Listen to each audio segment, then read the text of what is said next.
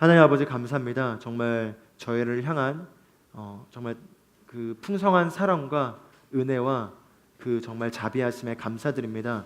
정말 하나님 당신께서 저희를 향해서 정말 가지고 계신 그 능력이 어떠한지 당신의 말씀을 통해 정말 저희가 또 알 수 있게 하심에 감사합니다. 저희 삶에 이미 주신 삶이 무엇인지를 정말 말씀을 통해 저희가 깨닫게 되고 알게 됨으로써 우리 삶에서 그런 수준으로 우리 삶이 쏘아 올려지게 되고 다른 수준의 삶으로 우리가 살 수 있게 하도록 지금 이 시간 말씀을 통해 우리 안에서 역사하시는 정말 성령님 감사드립니다. 저희가 말씀을 환영하고 말씀을 기뻐하고 또 말씀을 온유한 마음으로 받겠습니다. 정말 말씀을 주심에 감사드리며 예수님의 이름으로 기도합니다.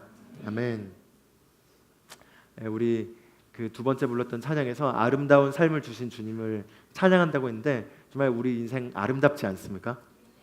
전 그 찬양을 부르는데 참 제 인생이 너무 아름다워서 감사했고, 또한 한편으로는 또 이런 아름다운 삶이 저에게만 해당된 게 아닌 모두에게 예수 그리스도를 통해서 해당된 건데 정말 그걸 먼저 알고 누린 자로서 그걸 정말 전해야 되겠다라는 더 그런 강한 감동을 받을 수밖에 없었습니다. 우리 같이 따라서 고백하면 좋겠습니다. 내 삶은 아름답습니다.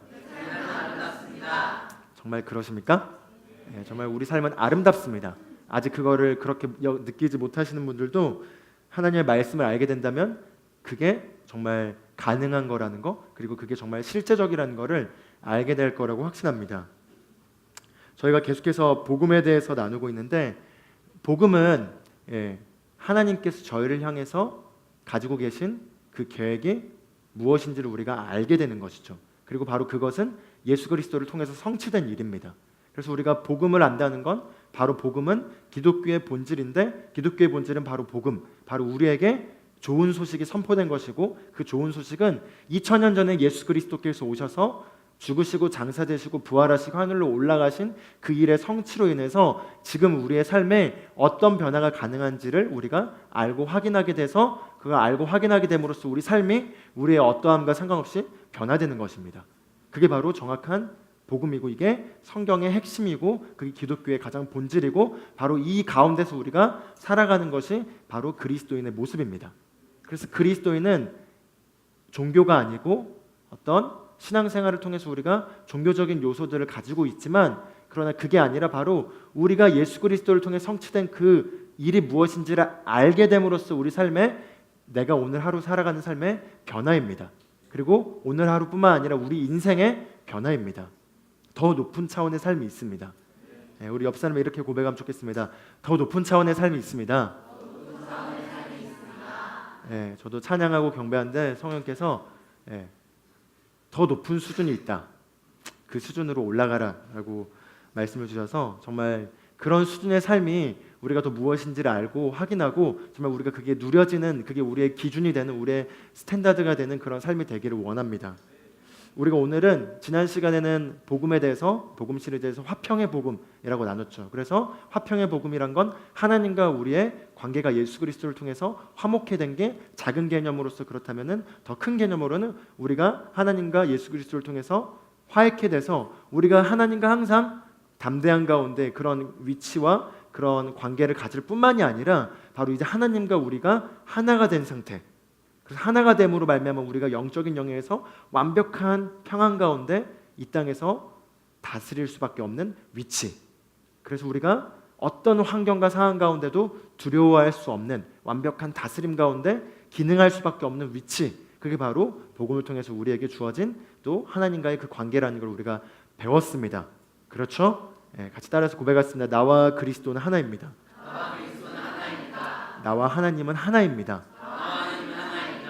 아멘. 그래서 누구든지 주와 합한 자는 한 영이 되었다, 이렇게 말하고 있고, 바로 우리가 예수 그리스도를 통해서 우리가 값없이 의롭다 하심을 얻음으로 말미암아 예수 그리스도를 통하여 하나님께 평화, 화평 가운데 나아갈 수 있을 뿐만 아니라 이제 우리가 죄인이 아니라 예수 그리스도를 통해서 거듭난 새 생명으로 의인이 되었기 때문에 의인이 된 우리 안으로 성령님이 거하셔서 우리와 거처를 삼으셔서 우리와 함께 살 수 있게 된 것이죠. 그래서 지금 우리 안에 성령님이 거하고 계십니다.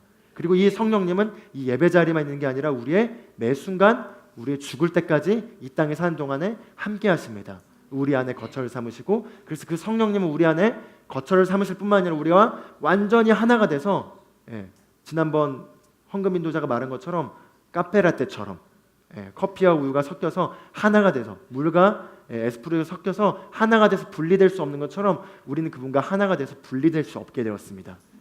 그 성령님이 우리 안에 거하시기 때문에 우리가 이거에 대한 정확한 계시를 가지고 있기만 하면 우리는 흔들릴 수 없고 우리 인생을 향해 어떤 환경 가운데서도 우리가 불안할 수 없습니다. 왜냐하면 이게 영적인 진리이기 때문이죠. 오늘은 우리가 제목에 나와 있는 것처럼 형통의 복음이라는 내용을 가지고 우리가 그리스도를 통해서 우리 안에 주신 그 복음 가운데 우리가 형통에 대해서 우리가 말씀을 통해 좀 보기를 원합니다. 우리가 항상 먼저 이 말씀을 나누기 전에 형통하면은 혹시 거북함이 있으신 분들이 있을지 모르겠습니다. 왜냐하면 세상에 가지고 있는 잣대와 기준 안에서 보통 종교를 바라보고 기독교를 바라볼 때 또한 대한민국의 기독교의 정서상 그런 어떤 대형교회 여러 가지 어떤 일들로 인해서 형통, 돈 이런 걸 얘기하면 우선 기본적으로 부정적인 시각을 가지고 있는 게 세상의 뷰죠. 세상의 시각입니다. 그러나 우리는 세상의 기준을 따라가는 게 아닙니다. 먼저 세상을 가지고 있는 그 기준은 각자 자기가 판단을 내리고 하는 종교는 이래야 돼 아니면 기독교는 이래야 돼라고 내리고 있는 정의지만 항상 우리는 말씀을 통해서 정확하게 하나님의 말씀이 뭐라고 말하는지를 우리가 보고 그 안으로 우리가 수준을 잡아야 됩니다. 그래서 우리가 늘 하나님의 말씀이 말하고 있는 최고를 추구하는 게 바로 우리가 알고 선택하고 해야 될 위치인 거죠. 로마서 12장 2절을 같이 한번 말씀을 좀 읽어보도록 하겠습니다. 같이 읽겠습니다. 시작. 너희는 이 세대를 본받지 말고 오직 마음을 새롭게 함으로 변화를 받아 하나님의 선하시고 기뻐하시고 온전하신 뜻이 무엇인지를 분별하도록 하라. 그래서 우리가 예수 그리스도를 통해서 복음을 듣고 우리가 예수님을 영접하고 우리의 주님으로 모셔드린 순간 우리는 거듭나서 우리의 영적인 영역에선 단번에 믿음으로 구원을 받고 변화되었습니다. 그래서 변화됨으로 말미암아 우리는 하나님의 자녀가 되었고 이 하나님의 자녀로서 우리의 영적 영역에서의 우리의 신분과 본성과 우리의 소속과 우리의 위치와 우리의 능력이 완전히 달라졌습니다. 그런데 달라졌지만 우리의 생각, 우리의 감정, 우리의 의지 그리고 우리 안에 있는 기억들은 그대로기 때문에 하나님의 말씀이 뭐라고 말하고 있죠? 너희는 이제 이 세상의 풍조를 본받지 말고 마음을 새롭게 함으로 여기서 마음은 마인드를 말하고 있죠. 즉 우리의 생각을 새롭게 함으로 하나님의 선하시고 기뻐하시고 온전하신 뜻이 무엇인지를 분별하도록 하라라고 성경은 우리에게 말하고 있습니다. 즉 하나님이 우리에게 요구하신 건 무엇이냐? 영적인 영역에서는 예수 그리스도를 통해 다 이루셨습니다. 그러나 이제 우리의 마음을 바꿀 책임은 우리에게 있다는 겁니다. 그리고 그분은 우리의 마음을 바꿀 수 있도록 말씀이란 걸 주셨고 그 말씀을 통해서 하나님의 생각과 마음과 의지와 우리가 어떤 자가 되었는지가 다 밝혀져 있습니다. 그리고 우리가 이제 그거를 봄으로써 우리의 마음을 새롭게 바꿈으로써 이 세상에 흘러가는 가치관과 이 세상에 흘러가는 어떤 기준들에서 우리의 생각을 새롭게 하여 하나님의 말씀이 말하는 가치와 기준에 우리의 모든 것들을 맞출 때 무엇은 일이 일어나는 거죠? 바로 우리 속사람의 진짜 모습 그대로가 우리 삶으로 나타나는 것입니다. 그래서 우리가 거듭난 순간 우리 영은 문제가 없습니다. 완벽해졌습니다. 완전해졌습니다. 하나님의 자녀가 되었고 하나님의 본성을 가지게 되었고 하나님의 의의 성품과 본성을 다 가지게 되었습니다. 그러나 우리의 생각이 문제인 거죠. 우리의 감정이 문제고 우리의 의지가 문제. 그 생각, 감정, 의지를 포함한 우리의 마음이 이제 나의 이전에 살고 있던 가치관, 그 기준, 그 가운데 있는 그런 것들을 담는 것이 아니라 우리의 이제 속사람, 우리의 진짜 거듭난 우리의 영의 성품과 본성과 그 안에 있는 신분과 일치됨으로써 변화를 받아야 된다는 거죠. 그래서 변화는 받는다고 여기 성경은 말하고 있죠. 변화는 받는다는 게 무엇이죠? 변화를 받는다. 변화하려고 애를 쓰는 게 아니라 내가 변화를 시키려고 애쓰고 노력하는 게 아니라 내 마음을 바꿀 때 변화가 따라온다는 겁니다. 왜죠? 그게 우리의 신분이고 우리의 본성이기 때문이에요.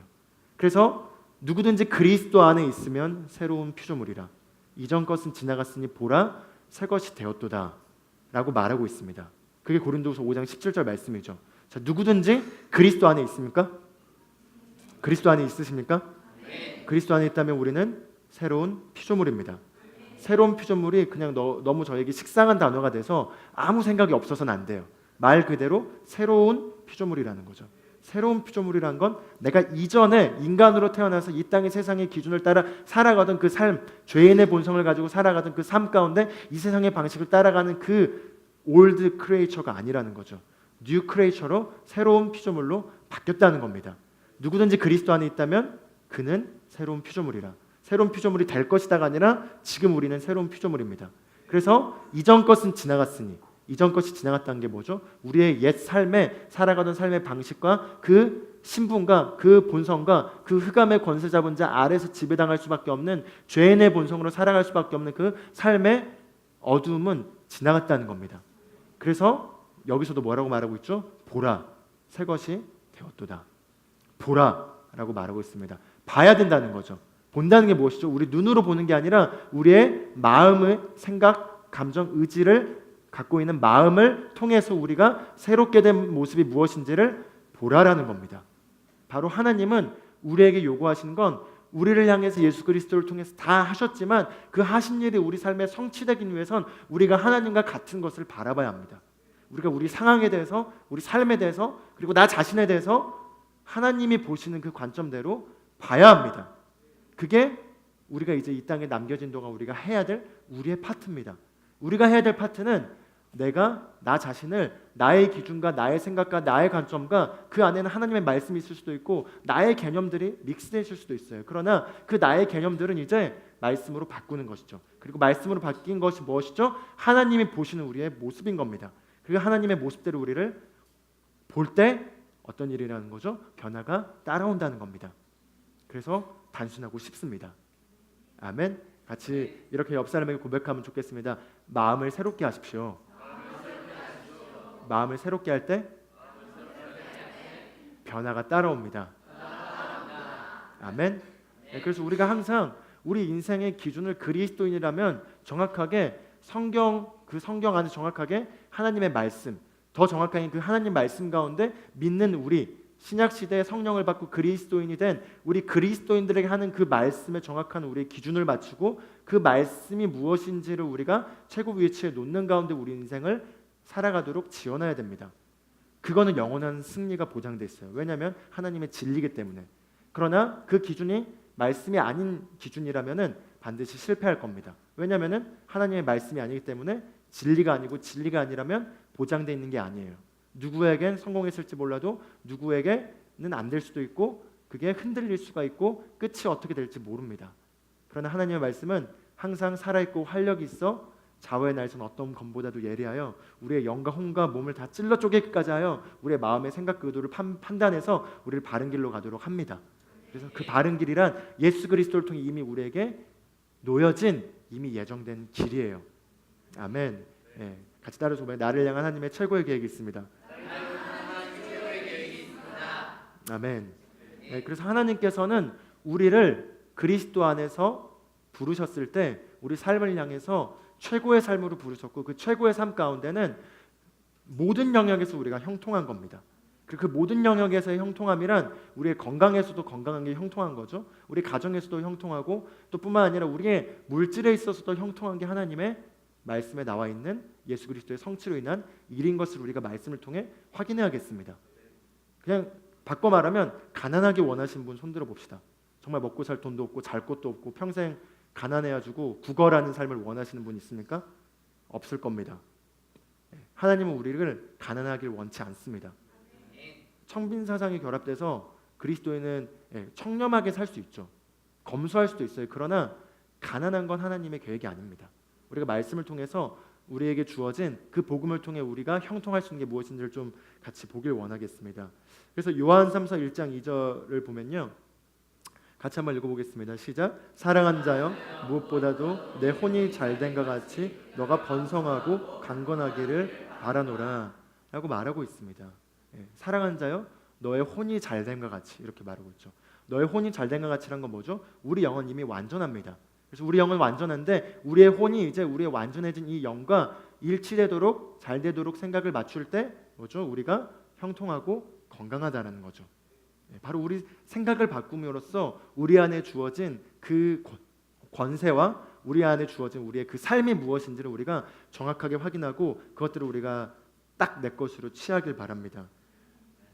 그럼 먼저 형통, 물질적인 형통에 대해서 말했는데 우리가 항상 성경에서 말하고 있는 개념이 무엇인지를 정확하게 잡는 것이 필요합니다. 우리가 의에 대해서도 나눌 때 뭐죠? 세상에서의 의에 대한 기준은 내가 어떤 정해진 기준을 내가 만족시키는 게 의죠.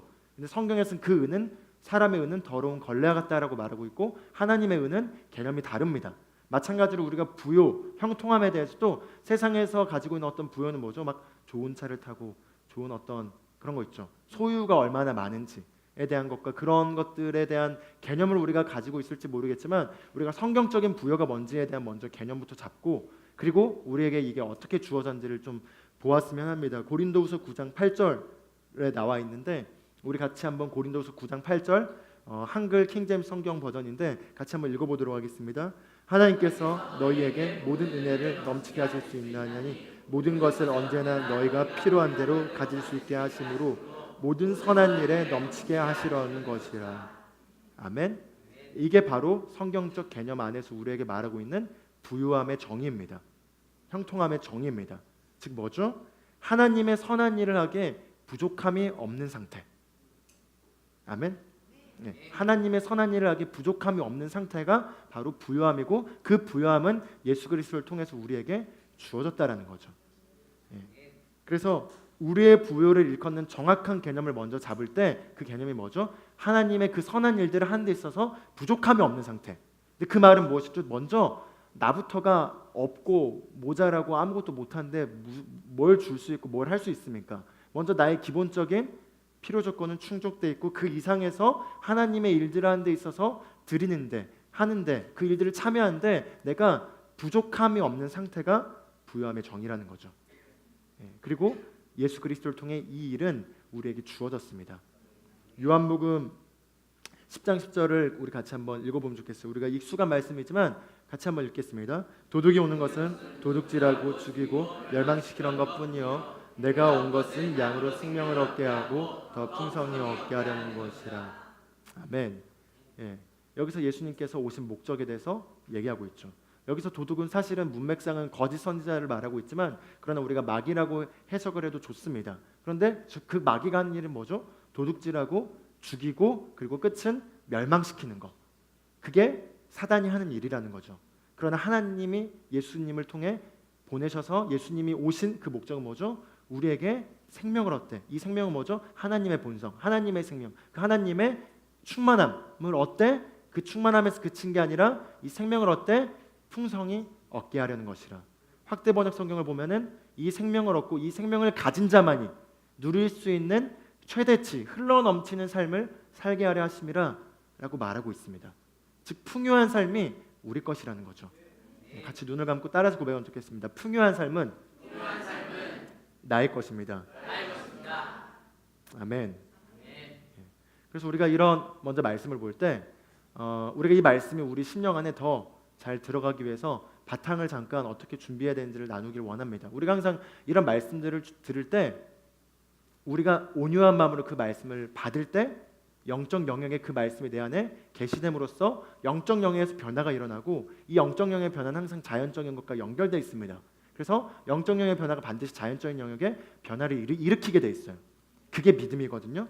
영적 영역에 이루어진 변화를 내가 정확하게 알고 붙잡을 때 자연적인 영역의 변화가 따라오게 돼 있습니다. 그래서 항상 영적 영역의 변화는 말씀을 통해 옵니다. 근데 이 말씀을 통해 온 영적 영역의 변화를 붙잡기 위해서는 우리가 그 말씀에 활짝 열려 있어야 되는데 내 자연적 영역에 내 시선이 가 있게 되면은 영적 영역의 변화로 오는 말씀에 대해서 믿음으로 받지 못하게 됩니다. 그래서 예를 들어 나는 부유한 삶이 나의 것입니다라고 하는데 내 삶이 너무 부유하지 않는 것들이 나에게 오버랩되면서 과연 저게 가능해? 그럼 내 삶이 왜 이래? 이런 생각을 딱 하는 순간 그게 뭐죠? 의심. 의심 뭐죠? 영적 영역에 있는 그 진리를 붙잡는 게 아니라 감각 지식을 붙잡고 있는 거죠. 감각, 내 현재 현황에서 느껴지고 있는 것들을 붙잡고 있는 거 그거 뭐죠? 믿음이 아닙니다. 그래서 그걸 붙잡고 있는 순간 말씀이 떨어져도 그 말씀을 내가 쳐내는 거죠. 왜 이건 이렇지 하면 뭐죠? 말씀이 영적 영역으로 들어가지 못해요. 그럼 뭐죠? 변화가 없는 거죠. 그래서 우리가 항상 이런 말씀들 어떤 분야의 말씀들이라도 마찬가지예요. 이 말씀은 항상 영적 영역을 다루고 영적 영역에 다뤄져 있는 그 말씀에 내가 정확한 계시를 붙잡고 내가 설득이 되면 자연적 영역의 변화는 따라올 수밖에 없습니다. 그런데 많은 그리스도인들이 믿음으로 기능하지 못하고 삶에서 나타나지 않는 이유는 영적 영역의 정확한 계시를 붙잡고 그 안에 설득되지 않는 상태에서 대강 알고 대강 아니까 자연적 영역에서 어떻게 대강 아는 걸 가지고 하려 하는데 대강 알아요. 그러니까 대강하는 게 뭐죠? 대강하게 될 경우 자연적인 영역에서도 정보들이 오죠. 그 정보들이 왔을 때 대강하는 정보가 그걸 이기지 못해요. 이기지 못하면 뭐죠? 대강하는 정보가 자연적인 정보가 섞여가지고 불신앙이 들어오죠. 그럼 불신앙이 들어오면 뭐죠? 역사하지 않는 겁니다. 그래서 삶의 변화가 안 나타나는 거예요. 그래서 우리는 항상 진리에 대해서 정확하게 알고 거기에 설득돼야 합니다. 설득되고 그걸 딱 붙잡고 있으면 자연적인 영역에 반드시 변화가 따르게 되어 있습니다. 그래서 우리가 이 말씀을 통해 우리가 보더라도 이 말씀을 먼저 볼 때 내 상황, 내 삶, 그리고 나에게 지금 나타나고 있는 모습들의 시선을 갖지 말고 먼저 정말 영적 영의 변화가 무엇인지를 보자. 그리고 이걸 붙잡는다면 내 삶엔 반드시 변화가 나타날 수밖에 없다. 왜? 하나님은 살아계시고 나의 삶에 지금 일하시는 분이기 때문이다 라는 인식을 가지고 꼭 붙잡으시길 바랍니다. 그래서 우리가 당연하게 부여할 수밖에 없고, 그리고 하나님의 공급을 받을 수밖에 없고, 그리고 우리가 그로 말미암아 우리가 이 땅에서 다스릴 수밖에 없는 게 하나님의 우리를 향한 계획이고, 그게 예수 그리스도를 통해 성취된 우리의 삶의 모습입니다. 당연하게 부여할 수밖에 없고, 하나님의 공급을 늘 받는 가운데, 우리의 공급원이 세상에 있는 것이 아니라 하나님으로부터 와서 그 하나님으로부터 오는 끊임없는 그 공급 가운데 우리가 이 땅에서 하나님께서 원래 우리를 향해 다시 회복하신 다스리는 삶이 우리 거라는 먼저 전제를 둬야겠습니다. 그 가운데 우리가 말씀을 좀 더 보고, 그 확인한 가운데 좀 더 우리가 또 체크해야 될 것들, 그리고 우리 삶에서 우리가 어떻게 적용해야 될지를 좀 우리가 더 말씀을 통해 보았으면 합니다. 그래서 고린도후서 8장 9절을 같이 한번 또 읽어보겠습니다. 자, 요한복음 10장 10절에서 예수님이 오신 목적이 뭐라고 했죠? 내가 온 목적은 너에게 생명을 얻되 더 풍성히 얻게 하려 하심이라. 그게 예수님이 하신 말씀입니다. 예수님이 하신 말씀은 뭐죠? 살아계신 하나님이 육신을 입고 오신 그분께서 오신 목적을 얘기합니다. 내가 온 목적은 너에게 생명을 얻되 더 풍성히 얻게 하려 하심이라. 그리고 바울은 그 예수님이 하시고 성취하신 그 일에 대해서 성령으로부터 계시를 받아 이렇게 얘기합니다. 같이 읽어보겠습니다.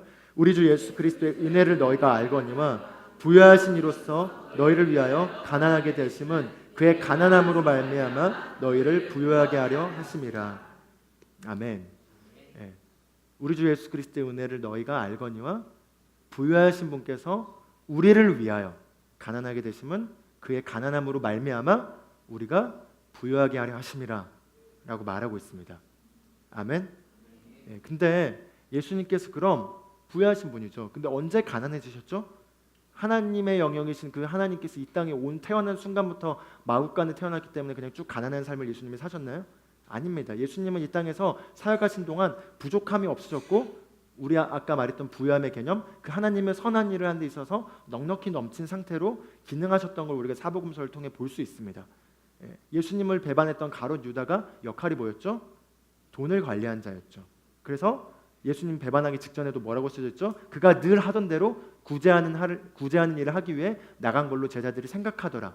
그 말은 뭐죠? 예수님의 재정적인 그 풍성함 가운데서 구제한 일을 할 만큼 넉넉했다라는 거죠. 예수님을 따르는, 예수님을 후원하는 여인들이 있었습니다. 그리고 예수님이 심지어 입고 있는 옷도 고급이었습니다. 그래가지고 예수님이 십자가에 못 박혀 죽으시고 나서 그 속옷을 가져가려고 로마의 군사들이 제비뽑기가 아니라 가위바위보, 뭐 아무튼 그런 걸 했던 게 나오죠. 그렇게 처참하게 죽은 그 십자가는 끔찍한 사건인데, 그렇게 죽은 사람의 그 속옷을 가져가려고 가위바위보를 했다는 건 그 속옷이 상징적인 게 아니라 그냥 그때 귀했기 때문에, 그래서 그걸 가져가려고 했던 거죠. 예수님은 이 땅에 사신 동안에 결코 가난하지 않았습니다. 그분은 하나님의 부여한 가운데 이 땅에서 넉넉히 풍성하게 맺어지는 가운데 사셨습니다. 그런데 그분이 언제 가난하게 되셨죠? 마찬가지로 그분이 사역을 딱 내려놓으시고 속량사역으로 들어가실 때, 바로 붙잡혀서 십자가에 못 박혀서 죽으실 때 그분은 다 내려놓으시고 그때 가난해지셨습니다. 그리고 그 가난함이 무엇이죠? 그의 가난함으로 말미암아 우리를 부여하게 하려 하심이라. 그게 예수 그리스도의 속량사역을 통해 우리에게 성취된 영적 영역의 실제라는 거죠. 같이 따라서 고백하겠습니다. 값은 치러졌습니다. 나는 부유할 수밖에 없습니다. 내 상황과 삶과 내가 봐왔던 개념이 무엇인지, 내가 봐왔던 그런 사람들의 삶의 모습이 무엇인지를 먼저 다 내려놓고 말씀의 영역에서 딱 내가 그걸 진리로 붙잡으시길 바랍니다. 먼저 이 말씀을 통해 우리가 붙잡아야 될 건 그의 가난함으로 인하여 우리를 부여하게 하려 하심이라. 우리 주 예수 그리스도의 은혜를 너희가 알거니와 부여하신 분께서 가난하게 되신 것은 그의 가난함으로 인하여 우리를 부요하게 하려 하심이라. 그리고 그 부요는 하나님의 모든 선한 일을 내가 넘치게 하는데 부족함이 없는 상태. 그게 바로 우리 것입니다. 고린도전서 3장 21절에서 23절에 바울이 또 했던 말을 통해서 우리에게 주어진 게 무엇인지 더 보길 원합니다. 같이 한번 읽어보겠습니다. 그런즉 누구든지 사람을 자랑하지 말라. 만물이 다 너희 것입니다. 바울이나 아볼로나 게바나 세게나 생명이나 사망이나 지금 것이나 장래 것이나 다 너희 것이요 너희는 그리스도의 것이요 하나님의 것이니라. 아멘. 그래서 바울이 그때 당시 고린도 교회에서 고린도 교회 성도들 가운데 편가르기라고 있었어요. 아볼로도 사역자였거든요. 바울도 사역자였고 게바는 베드로를 말하거든요. 근데 나는 아볼로파다, 나는 바울파다, 뭐 이렇게 하니까 거기에 대해서 훈계를 하면서 바울이 그러면서 더 큰 진리를 알려주고 있죠. 무엇이든지 사람을 자랑하지 말라 이렇게 말하면서 다 너희 것이야. 그러면서 나도 너희를 위해 주어졌고 바울이 그리고 아볼로도 너희를 위해 주어졌고 심지어 베드로도 너희를 위해 주어졌고 또 모든 세계도 다 너희 것이야. 그리고 너희는 그리스도의 것이고 그리스도는 하나님의 것이야 라고 말하고 있는 걸 볼 수 있습니다. 모든 세계가 다 너희 것이라고 말하고 있죠. 그리고 너희는 그리스도의 것이고 그리스도는 하나님의 것이다 이렇게 얘기합니다. 만물이 다 너희 것이다 이렇게 말하고 있죠. 자, 그럼 이게 어떤 걸 의미하죠? 한번 먼저 같이 따라서 고백할까요? 만물이 다 내 것입니다. 만물이 다 내 것입니다. 그리고 나는 그리스도의 것입니다. 그리고 나는 그리스도의 것입니다. 네. 바울은 정확하게 계시를 가지고 있었어요. 원래 이 땅은 하나님이 이 땅을 창조하시고 아담에게 맡기시고 이 땅을 다스리는 권세를 주셨습니다. 그런데 아담이 어떤 일을 했죠? 죄를 범함으로 말미암아 사단에게 속하게 됐고 사단에게 속함으로 말미암아 이 땅에 다스릴 수 있는 권세를 빼앗기게 됐죠. 그리고 예수님이 오셔서 우리를 구원하실 뿐만 아니라 이 땅을 다시 되사신 것입니다. 그렇기 때문에 되사셨기 때문에 그게 바로 다 되사셔서 우리에게 주셔서 우리 것이라는 거예요. 그리고 우리는 그리스도의 것이고 그리스도는 하나님 것이라는 거죠. 아멘. 그래서 우리가 그 말씀을 통해서 이렇게 접근을 해야 됩니다. 세상을 보면요, 이 세상에 실제로 돈을 많이 가지고 있고 많은 부유를 누리고 있고 그런 재벌이라든지 그냥 등등등의 어떤 영향력을 가지고 있는 사람들 보면은 거의 대다수가 불신자죠. 거의 믿지 않는 분들이 거의 이 세상을 차지하고 다스리고 그렇게 있는 것들을 우리가 볼 수 있습니다. 그런데 세상은 마귀에게 속해 있으니까 그럴 수밖에 없지. 이 세상의 시스템은 마귀에 의해서 돌아가고 있기 때문에 불신자들이 이런 걸 다 차지하구나라고 생각할 수 있겠지만 그러나 우리가 개념을 이제 잡아야 된다는 거죠. 그랬었습니다. 그러나 예수님이 오셔서 그 일을 성취를 통해서 이제 우리에게 주어졌습니다. 그래서 이제 우리가 그것들을 다시 차지해야 되는 거예요. 차지해야 되는데 왜 그럼 세상이 이 모양이죠? 계시가 없기 때문이죠. 이걸 모르기 때문이에요. 그래서 우리가 왜 그럼 이 세상을 여전히 보더라도 부유한 자들은 거의 믿지 않는 자들이 많고 부유한 자들은 왜 극소수인지 그리스도인들로서 더군다나 그냥 부유하면서 세상 방식 다 따라가면서 그리스도인이 아니라 진짜 그리스도인의 모습으로서 이 땅에서 부유함을 통해서 세상에 덕이 되고 영향력을 미친 사람은 왜 더더욱 극소수인지에 대해서 우리가 말씀을 통해서 좀 우리가 짚어가기를 원합니다. 빌립보서 2장 9절 10절 보면은 예수님이 승리하신 그 일에 대해서 이렇게 얘기하고 있어요. 같이 읽겠습니다. 이러므로 하나님이 그를 지극히 높여 모든 이름 위에 뛰어난 이름을 주사 하늘에 있는 자들과 땅에 있는 자들과 땅 아래에 있는 자들로 모든 무릎을 예수 이름에 꿇게 하시고 이러므로 하나님이 그를 지극히 높여서 모든 것을 그의 이름에게 무릎 꿇게 하셨다 이렇게 말하고 있죠. 그런데 예수님은 이미 하나님이시잖아요. 예수님은 예수 그리스도 하나님이신데 하나님이신 예수님이 굳이 이 땅의 권세를 차지할 필요가 있었을까요? 굳이 없습니다. 그러나 차지한 이유는 바로 우리에게 주기 위함입니다.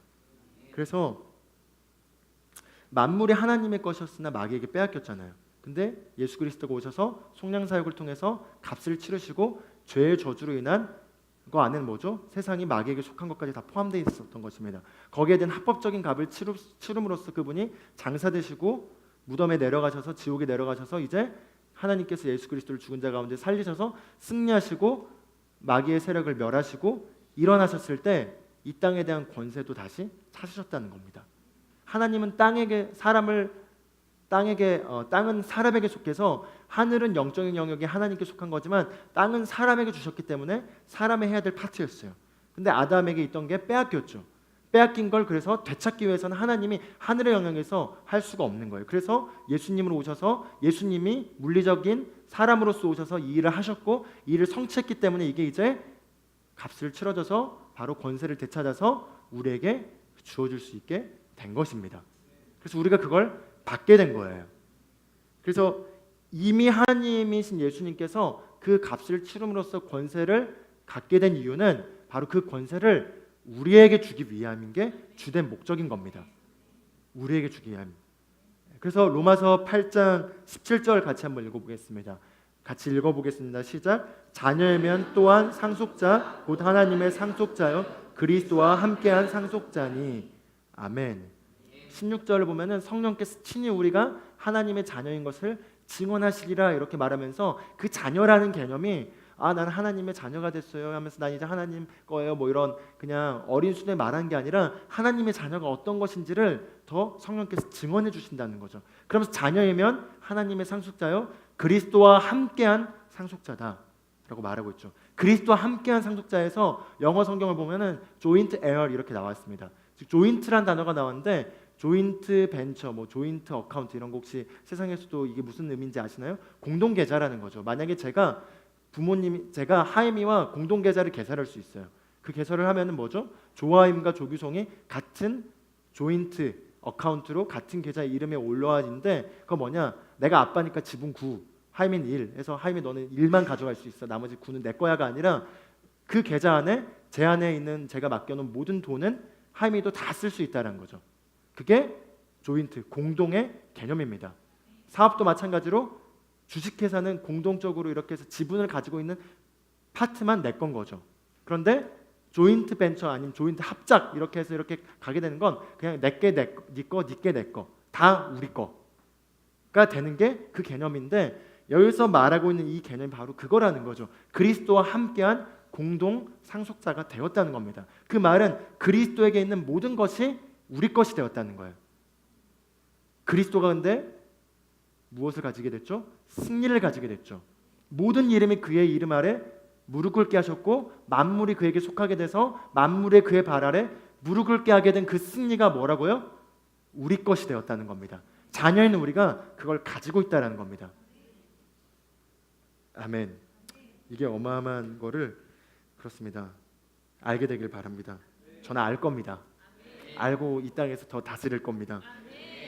그래서 우리가 그 권세가 무엇인지를 알고 그걸 차지하고 누리는 게 무엇인지를 우리가 알아야겠습니다. 같이 따라서 고백하면 좋겠습니다. 나와 그리스도는 공동 상속자입니다. 나는 그리스도와 함께한 상속자입니다. 예, 그래서 그리스도께서 하신 그 모든 일의 성취는 다 내 거예요. 왜? 자녀이면 하나님의 상속자의 그리스도와 함께한 자들이라. 그래서 우리가 그 복음서에서 그 밭에 대한 얘기가 나오죠. 밭에 보물이 숨겨지고 나서 그걸 알게 된 농부가 집을 팔아서 밭을 샀다. 왜죠? 밭을 산 거 이 안에는 보물이 있기 때문이죠. 보통 우리가 이걸 우리 관점에서 많이 해석을 합니다. 그래서 우리가 복음에 대한 가치를 알게 되면 내 삶의 모든 것들을 다 팔아서라도 거기에 대한 값을 지불하고 그걸 가지려고 한다라는 개념으로 볼 수도 있지만 예수님의 관점에서도 이건 볼 수 있어요. 즉 예수님의 관점에서는 이 땅의 보물은 바로 영혼들입니다. 바로 저와 여러분들인 거예요. 그래서 저와 여러분들을 보고 예수님은 그 보물을 위해서 이 밭을 사신 거예요. 이 밭이 뭐죠? 이 땅입니다. 그래서 예수님이 자기 목숨을 내어줌으로써 이 땅을 사셔서 이 땅, 이 세상에 속한 모든 것들을 사심으로써 그 안에 있는 모든 영혼들도 다 구원하신 것입니다. 그게 자기의 것을 내어줌으로써 우리에게 주셨다는 거죠. 그래서 우리가 가져야 될 것, 그리스도와 함께한 상속자가 되었다는 것은 우리가 물질뿐만 아니라 이 땅에 속한 모든 것들이 그리스도와 함께 우리 것이 되어서 영혼들도 마찬가지로 영혼들, 자원들, 그 다음에 지혜, 또 이미 밝혀져 있는 어떤 밝혀지지 않는 모든 신비들까지도 다 우리 것이 되었다는 거죠. 그래서 우리가 그리스도인들인 우리가 이 땅의 모든 것들이 다 예수님에 의해서 우리 것이 되어서 이것들을 우리가 차지하여 이거를 원래 기능대로 회복시켜 놓을 책임이 우리에게 맡겨졌습니다. 그래서 만물 안에서 만물을 채우시는 분의 충만함이 교회라고 말하고 있고, 교회가 누구죠? 바로 저와 여러분들입니다. 그래서 이 세상은 원래 아담 거였다가 아담이 사단에게 넘어감으로써 이 세상의 시스템이 사단의 영향 아래 지배받아서 우리가 인류 역사를 보면 세상이 어둡죠. 지금도 어둡습니다. 그 어두움이 그냥 다 어두운 건 아니에요. 그냥 아름다웠던 것들이 오염됐기 때문에, 오염은 뭐죠? 그냥 아름다움과 그 더러움이 공존해 있는 거죠. 세상을 보면은 하나님의 아름다움을 볼 수 있지만, 이 세상에 인류가 하는 일들과 이런 것들의 역사들을 보면은 그 안에 선한 것들, 좋은 것들, 아름다운 것도 있지만 피폐한 것들, 어두운 것들, 사악한 것들도 같이 있어요. 그러나 우리가 그리스도와 함께한 상속자로서 이제 이 일들에 대해서 돌려놓는 일을 할 권세가 우리에게 맡겨졌다는 겁니다. 그래서 우리가 이거를 하나님의 영광의 원래 목적에 맞게 회복시키도록 우리가 더 의식을 크게 키워야 합니다. 그래서 이런 계시를 알고, 이런 말씀을 알고, 이런 의식을 가지고 하는 게 이제껏 약했습니다. 그래서 그리스도인이라 하더라도 이런 개념을 모르고 살다 보면은 그냥 애매하게 될 수가 있어요. 그 애매한 게 뭔지는 조금 이따가 나누도록 하겠습니다. 그러나 우리가 이제 이런 말씀을 알고 먼저 가져야 될 건, 그럼 우리가 사단에게 더 이상 빼앗겨서는 안 된다는 거예요. 어떤 영역도 사단에게 빼앗겨서는 안 돼요.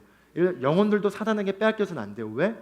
그리스도께서 다 값주고 사셨기 때문에 그 영혼들은 하나님의 거고, 하나님의 건과의 소식을 듣지 못해서 아직 사단에게 속해 있는 자들을 우리가 다 되찾아와야죠. 왜? 사단 것이 아니기 때문에. 이제 근데 영혼들뿐만 아니라 이 땅의 자원들, 이 땅에 밝혀지지 않는 수많은 지혜들도 우리가 다 차지해 와서 이 땅을 아름답게 회복시켜야 될 책임이 있다라는 거예요. 그래서 로마서 8장에 보면은 모든 피조물들이 하나님의 자녀가 나타나기를 간절히 기대하고 있다, 이렇게 말하고 있습니다. 여기서 모든 피조물이란 건 all creature잖아요. 즉 이런 사물들도 우리를 기다리고 있다는 겁니다. 그 말이에요. 왜? 여기서 그리고 하나님의 자녀는, 자녀란 단어가 여러 헬라어 단어가 있는데 테크논이라고 해서 하나님의 성숙한 자녀들이 나타나기를 기다리고 있다고 말하고 있어요. 하이미처럼 저렇게 어려서 사람처럼 기능하지도 못하고 저렇게 그냥 부모의 온전한 도움 없이는 기능할 수 없는 그런 어린 자녀가 아니라, 이렇게 커서 자기 삶을 이렇게 할 수 있는 그런 성숙한 자녀들이 나타나기를 기다리고 있고, 그 수준까지 우리가 가도록 품어야 된다는 겁니다. 왜냐하면 그게 우리 것이기 때문이에요. 그래서 우리가 이 땅에 사는 동안에 단지 내가 뭔가 더 나은 삶 정도가 아니라 하나님께서 우리를 더 영광의 차원의 삶으로 정말 부르셨습니다.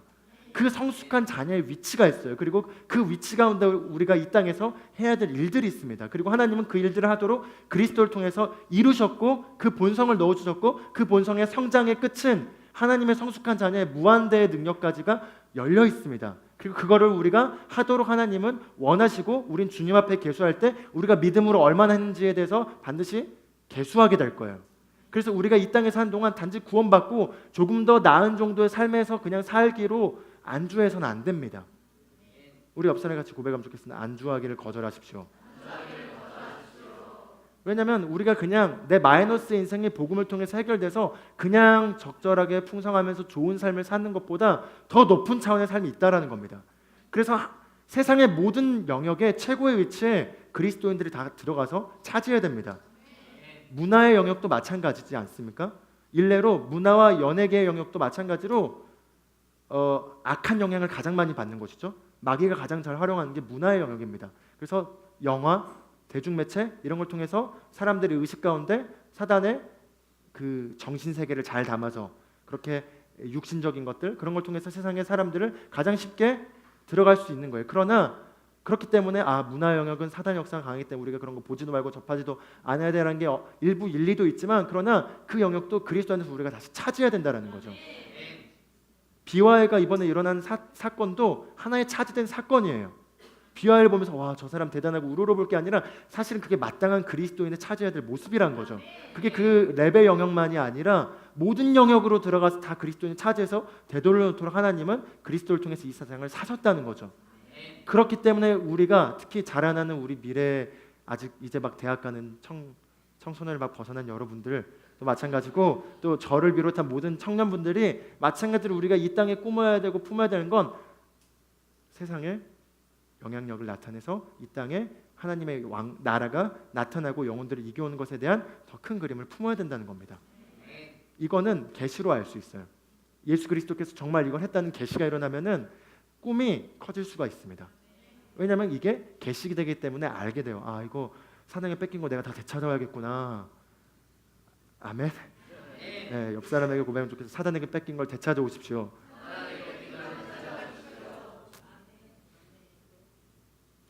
그래서 우리가 그것들을 되찾아 오도록 하나님이 다 이루셨고 그에 대한 모든 말씀이 나와 있고 우리가 그것들을 정확하게 알고 해야 되는데 왜 그럼 여전히 이 세상을 봤을 때 여전히 너무나 빛이 미약하고 그 다음에 여전히 세상의 최고의 위치의 영역은 믿지 않는 자들이 다스리고 있는가? 우선은 인류 역사적으로 예수님이 오시기 전까지 이미 아담으로 많은 영역이 시간이 있었잖아요. 그리고 예수님 통해서 복음이 전파되긴 했지만 아직까지 이런 계시가 밝혀지기 전까지는 세상은 여전히 사단의 영역에 의해서 돌아갔고 그 안에서 그런 것들을 원리를 차지하고 하는 의해서 돌아갔지만 그것들을 우리가 이제 다시 되찾아와야죠.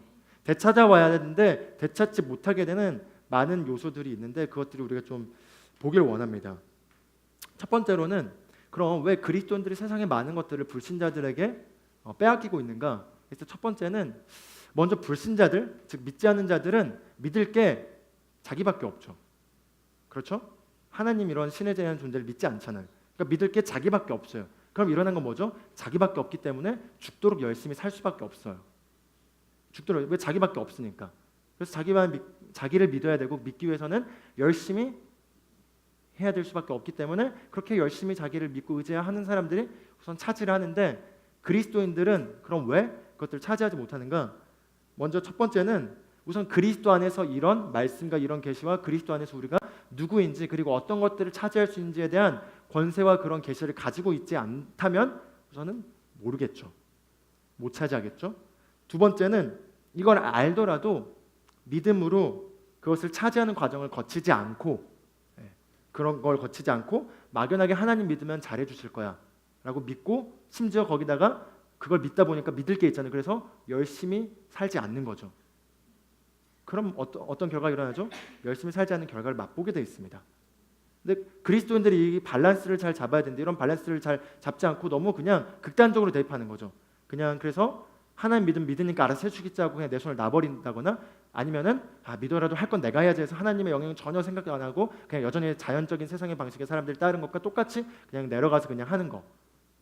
그래서 실제로 거의 그리스도 안에서 이런 계시를 가지고 있지 않는 사람들 가운데서 이 땅에 어떤 영역에 위치해 있는 사람들 많이 있죠. 근데 그들의 삶에 살아가는 방식이 대다수는 그냥 자연적인 영역에서 원래 그냥 뭐 사업하는 사람이다 하는 사람들이 살아가는 그 세상의 열심, 그러니까 그 세상의 지혜들을 찾아가는 것들과 일치하게 가는 것들이 많아요. 그러다 보니까 방식은 세상의 원리를 다 따르고 마지막에만 하나님께 영광 돌린다라는 게 있다 보니까 그런 가운데 세상의 원리를 따라서 나타나는 어떤 폐해들로 인해서 욕먹는 그리스도인들도 많은 거죠. 부요한 가운데. 그래서 우리가 이런 것들을 정확하게 알고 우리가 어떤 바를 해야 되고 어떤 것들을 우리가 훈련해야 되는지를 알아야 합니다.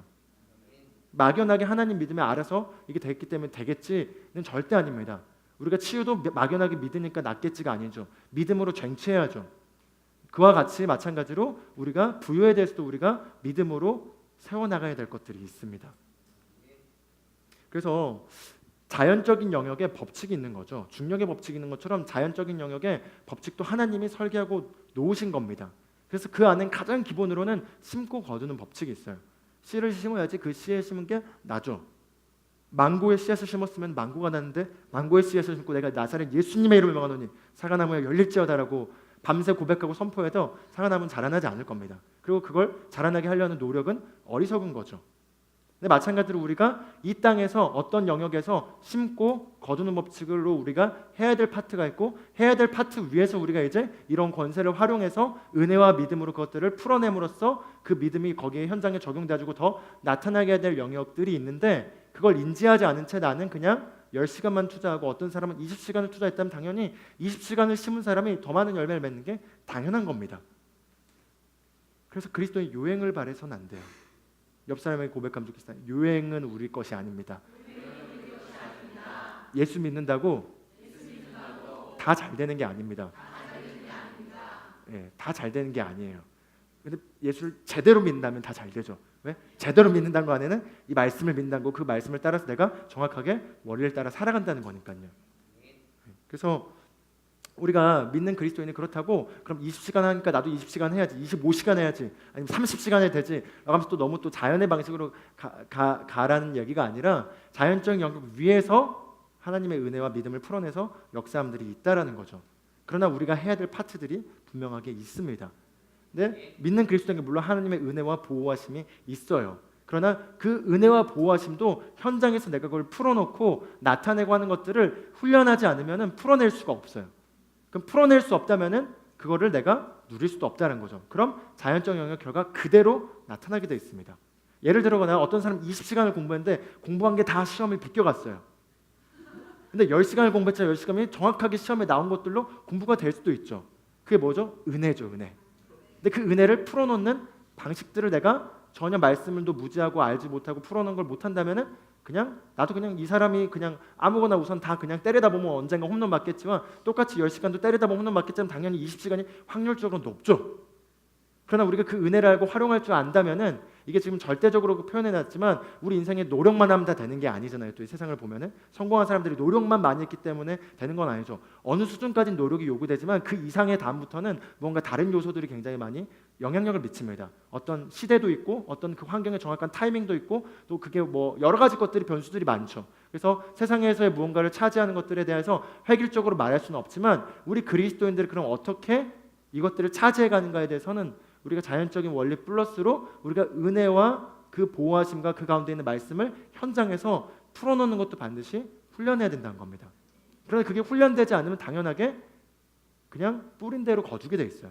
근데 뿌린 대로 거두는 것 이상의 거둠을 누리기 위해서 우리가 알아야 되고 그걸 훈련해야 된다는 겁니다.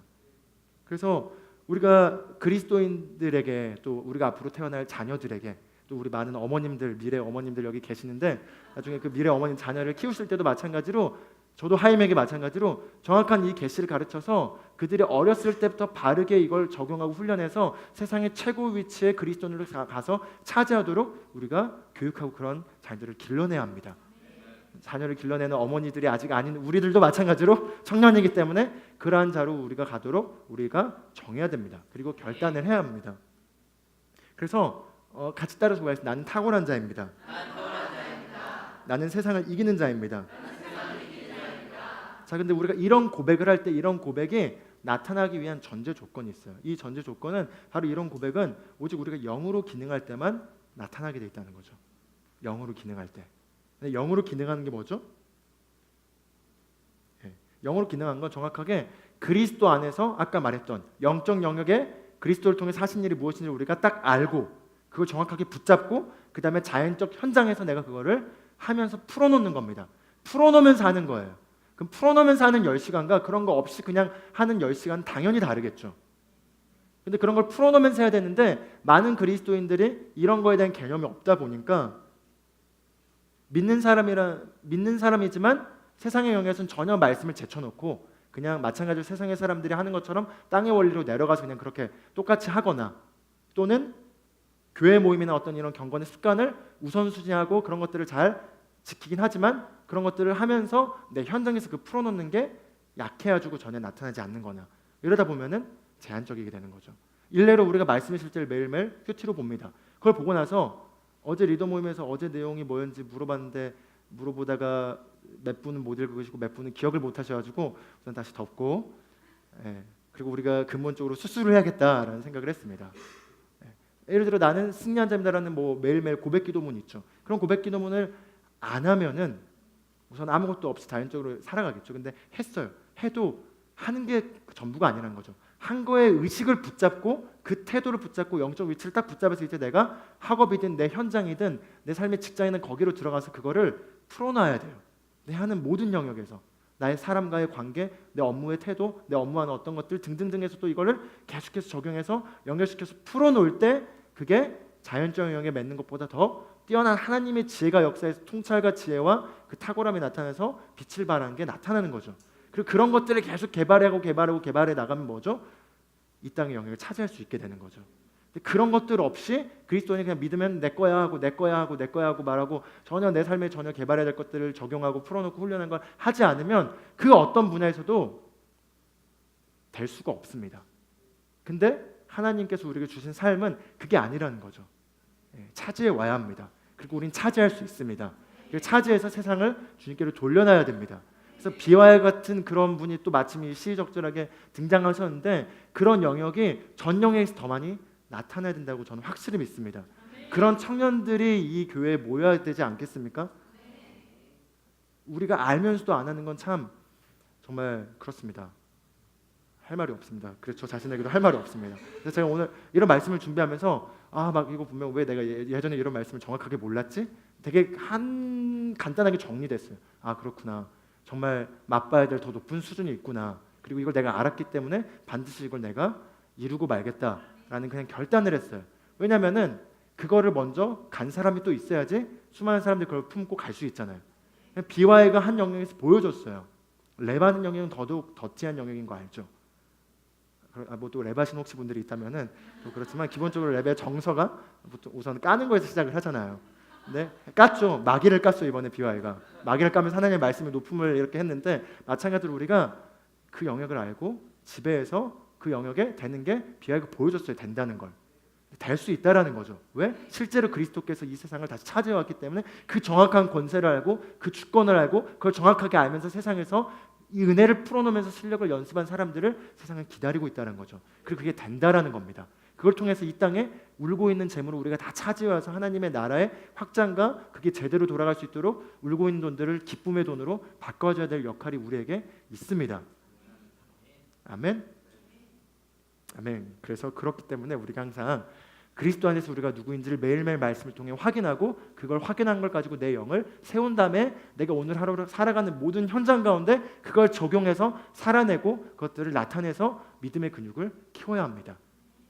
그리고 이건 절대 지름길이 없습니다. 지름길 없고 내가 행한 대로 반드시 거두게 되어 있습니다. 일례로 치유에 대해서 내가 말씀을 가지고 적용해서 잔질병부터 치유해서 치유에 대한 간증들이 있어요. 내가 승리한 결과들이 있어요. 그러면 나중에 혹시 큰 질병이 오더라도 이겨봤기 때문에 이걸 다스릴 수 있어요. 그런데 내가 한 번도 안 해봤어요. 근데 갑자기 강한 질병의 공격을 받았어요. 그럼 하는데 고생을 하겠죠. 안 해봤기 때문에.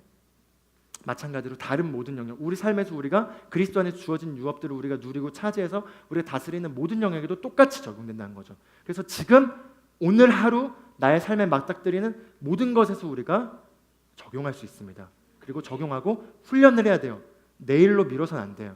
내일로 미루면 그 미루는 그 습관이 사실은 내게 되는 거예요. 그럼 내게 되면 뭐죠? 미루는 동안 하는 모든 자연적 방식, 육신의 방식을 따라가는 그것들이 점점 나에게 더 굳어지는 거예요. 그럼 굳어진 게 뭐죠? 그게 더 내가 되는 거죠. 그러나 우리가 이것들 다 잘라버려야 됩니다. 잘라버리고 내가 하루 나에게 지금 갈급한 분야가 어떤 분야든 거기서 치열하게 적용할 때 점점 우리가 모든 분야로 확장해 갈 수 있는 거죠. 사랑하는 생하는 거든 우리 안에 있는 본성을 통해서 우리가 어떤 상황에서 승자로 다스리는 거든 또는 이 부유함에 대한 재정적 영역에서든 마찬가지로 우리가 해야 한다는 겁니다. 그래서 이미 세상에서 일어난 어떤 기술들, 아이디어들 또는 그런 창조의 어떤 그 크리에이티브하게 나타나는 것들도 사실은 이미 하나님 안에서 이미 다 원래 있는 거죠. 있는 것들 단지 세상에 있는 사람들이 발견해서 나타냄으로써 세상이 덕을 보고 있는 거죠. 그래서 예를 들어 전기 같은 경우도 이 땅을 이미 창조된 순간에 전기의 원리는 다 담겨져 있었습니다. 그러나 그걸 에디슨이 발명한 게 맞나요? 에디슨이 아니라 그 전에 어떤 사람이 발견한 것 같긴 한데 제가 이과가 아니라서 공부를 좀 하겠습니다. 그러나 그걸 누군가가 발견했고 에디슨 그걸 발전기로 할 수 있게 한 거죠. 그래서 이렇게 유익이 누려지는 거죠. 근데 그런 것처럼 이 땅에 여전히 숨겨진 아이디어, 지혜 등등등 있는데 그것들은 이미 하나님 안에서 있기 때문에 그것들을 우리가 차지해야 된다는 겁니다. 차지하고 이 땅에 나타내서 세상에 덕을 미치고 그것들을 해야 되는 거를 세상에 더 이상 뺏겨서는 안 되겠습니다. 아멘.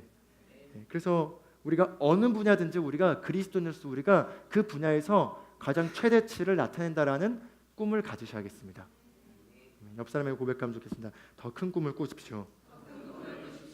더 큰 꿈을 꾸기에 필요한 모든 것이 당신 안에 있습니다. 그래서 정말 우리가 어느 분야든지 그 분야에 정말 능력 있는 그리스도인이 딱 차지되는 것들이 우리의 소망이 돼야 되는 게 당연한 것입니다. 왜냐하면 정말 능력 있는 그리스도인들, 정말 이 원리를 알고 말씀을 따르기는 하는 그런 정직하고 말씀을 따라 하나님을 경외하고 이런 원리를 아는 그리스도인들이 최고의 위치에 있게 되면 그 조직과 그 국가든 그 사회든 그 모든 밑의 세부 영역들은 달라질 수밖에 없습니다. 한 리더의 영향력은 그 조직을 결정하죠. 그렇습니다. 제가 지금 군대 생활하고 있는데 군대 과장님이 누구냐에 따라서도 굉장히 조직은 달라지는 걸 느낍니다. 그렇죠? 누가 리더냐에 따라서 그 영향력을 미친 자리 밑에 있는 사람들에게 큰 영향을 미치게 되는데 그게 어느 자리든 영향력 있는 자리에 그리스도인들이 제대로 기능해서 서야 되는 걸 세상은 기다리고 있고 그게 우리 것이라는 거죠. 우리가 하자 하면서 뭔가 오기를 부리는 게 아니라 하도록 그리스도께서 주셨기 때문에 당연하게 마땅한 걸 우리가 가져와야 된다라는 겁니다. 그런 꿈을 품으시길 바랍니다. 그런 걸 가지고 우리가 오늘 하루 개발해 나가시길 바랍니다. 나의 모습을 바라보지 마시고 하나님이 보신 모습으로 훈련하는 것부터 시작해서 내가 소명이 있고 관심 있고 하나님이 흥미를 주신 그 영역에서 그것들을 가지고 재물 얻을 수 있는 능력을 겸하여 우리가 개발해 나가야 하겠습니다. 아멘. 그래서 우리가 그뿐만 아니라 사실은 그리스도인이 세상에서 그렇게 성공해야 되는 궁극적인 목적이 무엇일까요? 그냥 하나님께서 우리를 그렇게 정하셨고 그걸 할 수 있도록 주셨다는 것뿐만 아니라 사실 더 궁극적인 목적은 무엇이죠? 바로 하나님의 나라가 확장되어 영혼들을 이겨오기 위함이죠. 바로 영혼들을 우리가 구원해 와야 됩니다. 바로 이 일이 우리에게 맡겨졌고 이 일을 하기 위해서 하나님께서 모든 것들의 권세를 우리에게 주셨습니다. 그리고 불신자, 즉 믿지 않는 잃어버린 자들은 믿는 자를 통해서만 예수님을 만날 수 있습니다. 그래서 바울도 얘기하죠. 전파한 자가 없이 어떻게 듣겠고 듣지 않는데 어떻게 믿겠고 믿지 않는데 그렇죠. 좀 꼬였는데 믿지 않는데 그래요. 아무튼 그렇습니다. 그러니까 보냄 받는 자가 말해서 들어야지 불러서 믿을 수 있는데 보냄 받은 자가 없이 어찌 듣겠으며 듣지 않는데 어떻게 부르겠으며 부르지 않는데 어떻게 믿겠느냐라고 하면서 로마서 10장 9절 10절 이후에 얘기하고 있죠. 즉 우리가 가서 말해야지 듣고 받아들일 수 있는데 듣고 받아들이는 그 마음의 결정적인 혼의 영역은 믿는 그리스도인의 삶을 통해 나타나게 되어 있다는 겁니다. 그래서 우리가 어떤 영역에 들어가서 어떻게 차지하냐는 영혼구원에 직결적으로 영향을 미치죠. 지난주에 혹시 언론을 보신 분이 있다면 또 안 좋은 사건이 터졌고 그로 인해 또 많은 불신자들의 마음이 다치게 된 사건이 일어났습니다. 그러나 우리가 돌려놔야 된다는 거죠. 그리고 우리의 궁극적인 세상의 성공의 목적은 그걸 통해 영혼들을 이겨오는 것입니다. 마치 예수님께서 보물을 보시고 밭을 사서 보물을 얻어온 것처럼 우리가 그 보물을 보고 그 영역의 밭을 사도록 우리가 훈련해야 되는 것입니다. 그 궁극적인 우리가 부여하는 궁극적인 목적도 잃어버린 영혼들을 이겨오기 위한 것입니다. 그 일을 위해서 우리가 성공해야 되고 그 성공하도록 하나님이 정하셨을 뿐만 아니라 그 성공의 목적이 하나님의 성공의 목적이 바로 이것이기 때문이죠. 그래서 이 목적이 분명하게 잡히고 시작하지 않았기 때문에 일부 잘못된 걸로 인해서 욕먹는 일들이 일어나는 겁니다. 그리스도인이지만 이 목적들이 잡히지 않는 상태에서 그냥 이렇게 뭐 하고 하나님께 영광 돌리면 된다는 개념을 가지고 있지만 그 이면에는 자기의 욕심과 세상의 성공을 추구하면서 은혜를 활용해서 하는 분들이 많이 있는 거죠. 그러나 우리는 그 수준을 벗어났습니다. 우리는 그 이상의 수준이 있고 부여함의 정확한 개념을 알고 우리가 살아간 인생의 목적도 분명하게 하나님의 말씀을 따라 잡혀 있습니다. 바로 모든 영혼들을 그리스도께로 이겨오도록 우리는 이 땅에 남겨졌습니다. 그리고 이 땅에서 우리가 믿음을 세워나감으로써 하는 일도 결국 이 일들을 더 능력 있게 영향 있게 하기 위함이고 그걸 위해 세상의 모든 분야와 그 분야 안에 있는 밭 안에 있는 보물들 바로 영혼들이 기다리고 있습니다. 그렇죠. 그래서 우리가 학업에 가고 직장에 가고 내가 어떤 커리어 영역을 설정하는 것도 궁극적으로 하나님이 그 일을 정말 이 땅에서 아름답게 해가지고 놀랍게 하는 것만이 아니라 그 일 안에 진짜 보물들을 가져오기를 하나님이 우리를 디자인하신 거라는 거죠. 같이 따르는 고백이 난 영혼구원자입니다. 난 영원자입니다. 그래서 우리가 이런 목적을 분명히 할 때 우리는 바르게 갈 수 있습니다.